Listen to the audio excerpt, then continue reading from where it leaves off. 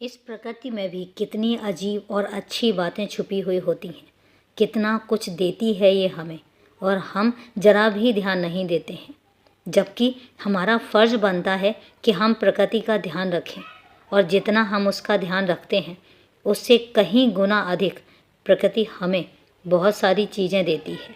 इसलिए सबसे पहला फ़र्ज़ हमारा अपनी इस प्रकृति के लिए बनता है कि इस प्रकृति का ध्यान भी रखा जाना चाहिए और इसकी परवाह भी की जानी चाहिए। इसलिए आज से इस बात की जिम्मेदारी मैं तुम्हें देता हूँ।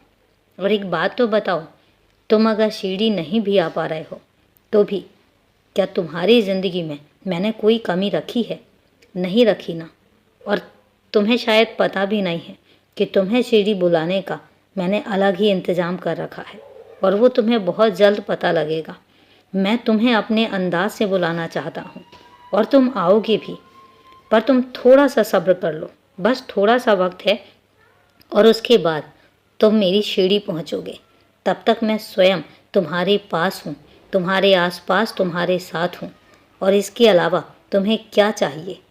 तुम्हारे साथ रहना चाहता हूँ और तुम्हारे घर में हमेशा तुम्हारी रक्षा भी करता हूँ। इसलिए इतना परेशान होने की ज़रूरत ही नहीं है, क्योंकि तुम अपनी तुलना किसी और से करते हो और ये बातें सही नहीं होती हैं।